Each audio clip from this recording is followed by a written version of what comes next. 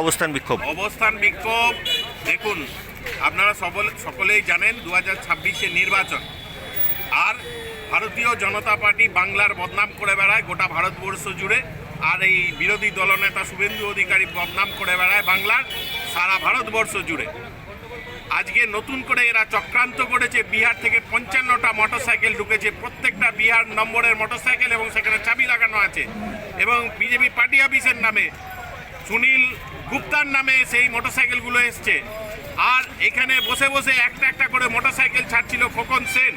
আমরা খবর পেয়ে এখানে আসি, এবং এই 55টা মোটরসাইকেল কি কারণে আজকে বর্ধমান শহরে ঢুকছে, বাংলার বুকে ঢুকছে জানি না, গোটা বাংলা জুড়ে কত এই ধরনের মোটরসাইকেল ঢুকছে।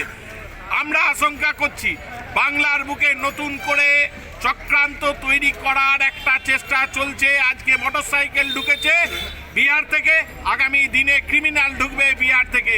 এই শান্ত বাংলাকে অশান্ত করার একটা চক্রান্ত ভারতীয় জনতা পার্টি করেছে, এবং নির্বাচনের আগে তারা বাংলার বিভিন্ন জায়গায় এই ধরনের চক্রান্ত করে বিভিন্ন নৃশংসতা, হামলা এবং বিভিন্ন রকমের ক্রাইম এই বাংলার বুকে তারা তৈরি করতে চাইছে।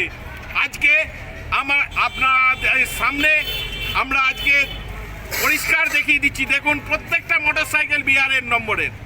আজকে বাংলার মানুষ, আজকে বর্ধমান শহরের মানুষ প্রত্যক্ষ করছে যে এরা চক্রান্তকারী, এই ভারতীয় জনতা পার্টি চক্রান্তকারী। এরা বাংলার বুকে নতুন করে অশান্তি তৈরি করার চেষ্টা করছে এবং বাংলার বদনাম করার চেষ্টা করছে, এবং এই মোটরসাইকেলগুলো দিয়ে ক্রাইম হবে এবং বাংলা থেকে বেরিয়ে যাবে, সেদিনকে ধরতে পারবে না। তাই আজকে আমরা আইসির কাছে দাবি করেছি, রেল প্রশাসনের কাছে দাবি করেছি যে সমস্ত মোটরসাইকেলের তথ্য আমাদের হাতে তুলে দিতে হবে। যতক্ষণ না তুলে দিচ্ছে আমরা এখানে অবস্থান বিক্ষোভে বসলাম।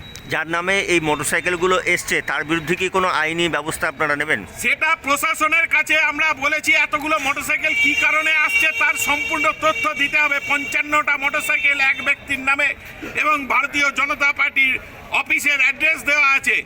আজকে বলুন 55টা, আজকে বাংলার বুকে কি মোটরসাইকেল পাওয়া যায় না? আজকে বর্ধমান শহরে মোটরসাইকেলের এতগুলো শোরুম আছে, বর্ধমান শহরে মোটরসাইকেল পাওয়া যায় না? তাহলে আজকে বিহার থেকে মোটরসাইকেল ঢোকানো হচ্ছে কেন? এটা বাংলার মানুষ প্রশ্ন করবে না? বর্ধমান শহরের মানুষ প্রশ্ন করবে না? এটা চক্রান্তের একটা প্রথম পর্ব শুরু হয়েছে।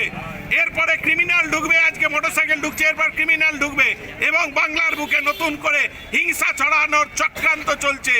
আজকে মানুষ, বাংলার মানুষ প্রত্যক্ষ করুন, আজকে তাদেরকে দেখান কিভাবে মোটরসাইকেল ঢুকেছে, 55টা মোটরসাইকেল বিহার নম্বরের।